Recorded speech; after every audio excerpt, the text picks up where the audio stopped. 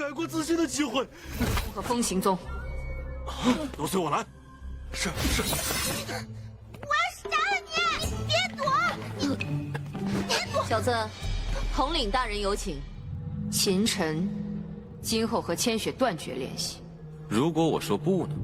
你若真为她好，就应该离她远点。千雪是我秦晨的女人，我们的事儿。狂妄之徒！ Kembali lagi bersama Bang Jago. Seperti biasa Mimin selalu mendoakan kalian semoga selalu dalam keadaan sehat dan dalam kondisi terbaik. Di video kali ini Mimin akan menceritakan sebuah donghua series dari Wusen Jujai. Dan bagi kalian yang mungkin baru gabung ya, Mimin saranin untuk nonton bagian sebelumnya dulu. Linknya ada di deskripsi. Tak berlama-lama, langsung aja kita masuk yuk ke isi ceritanya.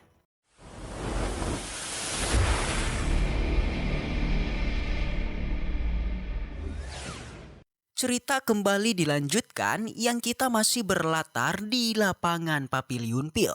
Di sana masih terpantau adanya pertikaian yang terjadi antara kelompok Aula Penegak Hukum dengan Sekte Pedang. Namun permasalahan sudahlah usai di mana pada akhirnya Sekte Pedanglah yang diratakan akibat telah tertuduh kalau mereka telah memanfaatkan Aula Penegak Hukum untuk melakukan tindakan menangkap Kinchen. Seperti yang kita lihat kalau kemarin leluhur Sekte Pedang, begitu juga dengan Ketua Yan juga sudah dibabad habis. Dan kini saatnya Komandan Gong kemudian melakukan hukuman kepada bawahannya yang adalah Sugu karena dia juga termasuk ke dalam masalah penangkapan Kinchen ini. 血姑，你可知罪？ Alhasil Gong Yuan pun menaboknya hingga terpental. Membuat Sugu pun auto berlutut meminta maaf atas kesalahannya yang telah dibuat. Dia berjanji di masa depan dia tidak akan lagi bertindak sembarangan tanpa perintah dari atasan. Beruntung Gong Yuan memaafkannya, dia berkata kalau aja Sugu melakukan kesalahan seperti ini lagi, maka dia tidak akan pernah mengampuninya dan akan membantainya. Sugu pun mengerti dan dia juga langsung berjanji. Kemudian di saat yang sama Gong Yuan memberikan sebuah tugas kepada Sugu. Yakni bisa dikatakan tugas yang dia berikan ini merupakan sebuah tebusan atas kesalahannya. Di mana tugas yang diberikan adalah melakukan pembasmian kedua sekte sebelumnya yang telah memanfaatkan Aula Penegak Hukum yaitu Sekte Pedang dan juga Sekte Binatang Angin. Dan nanti setelah tugasnya selesai, Sugu juga diperintahkan untuk mengumumkan ke seluruh benua mengenai pembantaian tersebut agar menjadi contoh. Siapapun yang berani memanfaatkan Aula Penegak Hukumnya, maka itu akan mendapatkan hukuman yang sama yaitu dibabad habis. Sontak semua orang yang mendengar ini mereka menjadi ketar-ketir dan sangat ketakutan. Alhasil tak basa-basi lagi Sugu pun memerintahkan semua anak buahnya untuk bersiap, yaitu melakukan tugasnya dan mereka pun pergi. Barulah sang ketua Papiliun pun menangkupkan tangannya kepada semua orang yang ada di sini. Dia meminta maaf karena Papiliun Pilnya telah memperlihatkan kejadian seperti ini kepada semua orang. Selain itu, Suan Wuseng juga berterima kasih karena Gong Yuan telah melakukan tindakan adil, yaitu menghukum orang-orang yang telah memfitnah Kinchen. Gong Yuan pun tidak keberatan sama sekali, tapi di sana dia lantas meminta izin kepada Suan Wuseng untuk meminjam Kinchen sebentar aja untuk mengobrol dengannya 4 mata aja. Sontak aja Suan Seng agak keberatan dengan permintaan itu karena dia masih khawatir kalau Gong Yuan akan melakukan tindakan kejahatan kepada Lord kita. Akan tetapi meski begitu Suan Wuseng tidak ada pilihan lain guys selain mengizinkannya, dan dia juga bertanya kepada Kinchen apakah dia bersedia untuk mengobrol dengan Gong Yuan. Dengan sangat santuy bos kita pun menjawab jika dia tidak keberatan sama sekali dan akan menyetujuinya. Alhasil langsung aja bos kita pun pergi untuk memasuki ke dalam perahu Gong Yuan. Singkat cerita semua orang pun telah masuk ke dalam kapal tersebut. Terlihat di sana ada Tuan Muda Ji, Xian Yu dan juga Lord kita. Sontak kemegahan dari kapal ini membuat Lord Kinchen sangatlah terpesona.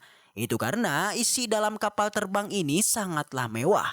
Di sana, Lord Qin Chen menduga-duga mengenai pembuat dari kapal ini yang sebenarnya adalah buatan sekte artefak kuno. Di sela Bos Qin Chen sedang melihat-lihat kapal ini, dari samping Tuan Muda Ji sangat tidak menyangka kalau dia bisa secepat ini bisa bertemu lagi dengan Qin Chen. Selain itu, dia juga tidak menyangka kalau status Qin Chen juga sudah menjadi luar biasa, yaitu seorang putra suci Papiliun Dandau. 你居然成了单格圣子。 Dengan jelas, Bos Qin Chen bilang jika semua itu tentu aja atas semua kerja kerasnya dan bukanlah seperti Tuan Muda Ji yang sudah terlahir sebagai orang yang memiliki status yang tinggi. Sontak aja Tuan Muda Ji sedikit tersinggung dengan omongan Qin Chen dan dia juga sedikit marah kepadanya. 本姑娘也是靠自身努力的好吗？ Di sampingnya Xian Su juga tersenyum tipis meminta agar Lord Qin Chen tidak menggodanya. Namun bos kita tidaklah berhenti karena dengan aksi tengilnya, lagi-lagi dia menyinggung Tuan Muda Ji dengan meminta Xian Su agar tidak mencontoh perilaku Tuan Muda Ji ketika nanti berada di aula penegak hukum. Karena menurut Qin Chen, perilaku dari Tuan Muda Ji ini sungguh sangat jelek. Sontak aja sang Tuan Muda Ji pun kini dia menjadi murka. 小子，你说什么呢？ Di mana awalnya dia mampu menahan amarahnya, tapi ketika Qin Chen berkata seperti itu, dia pun menjadi kesal dan mengeluarkan pedangnya.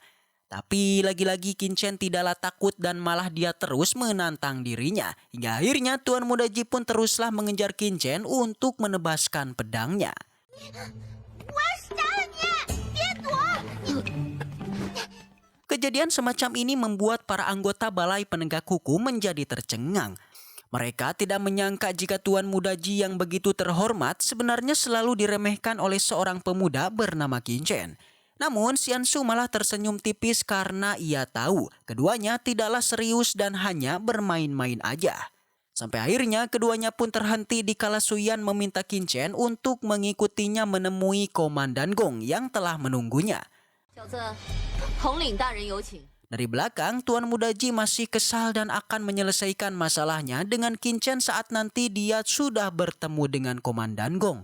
Di saat yang sama, Xian Su merasa khawatir terhadap bos Qin Chen apakah dia akan baik-baik aja. Namun Tuan Muda Ji berusaha menenangkan Xian Su kalau dia jangan khawatir karena bos Qin Chen pasti akan baik-baik aja. Tak begitu lama Qin Chen dan Suyan pun sampai di ruangan Komandan Gong. Sontak kedatangannya langsung aja Gong Yuan pun merasa kagum dengan bos Qin Chen yang masih muda tapi sudah menjadi seorang putra suci dari Papiliun Pil. Selain itu juga ternyata Gong Yuan ini sebenarnya sudah mencari tahu asal-usul Qin Chen yang berasal dari 5 kerajaan. Yang merupakan seorang anak haram dari Qin Yueqi karena ayahnya tidak pernah diketahui. Sontak mendengar itu Qin Chen pun sedikit tersinggung karena dia tak menyangka Gong Yuan sebenarnya sudah menyelidikinya hingga sejauh ini. Di sana langsung aja Gong Yuan mengatakan tujuan menemuinya yakni meminta Qin Chen agar tidak lagi mendekati Xian Su mulai dari sekarang. 今后和千雪断绝联系。 Yang mana seperti diketahui kalau Xian Su sudah menjadi murid langsung dari ketua aula penegak hukum. Dan sebentar lagi dia juga akan direkomendasikan memasuki istana Piao Miao. Perlu diketahui guys, kalau ternyata siapapun yang memasuki istana Piao Miao itu maka murid tersebut tidak diperbolehkan untuk melakukan kontak antara lawan jenis. Yang mana ini adalah sebuah aturan yang sudah menjadi baku di istana tersebut. Bisa dilihat permintaan Gong Yuan membuat bos Qin Chen sedikit kesal. Dia bilang kalau dia menolak permintaannya. 如果我说不呢？ Sontak Gong Yuan kemudian mengingatkan Qin Chen mengenai statusnya yang sudah berbeda dengan Xian Yu, yang nantinya bakal menjadi orang jenius nomor 1. Sementara bos Qin Chen hanyalah seorang putra suci dari sebuah papiliun kecil.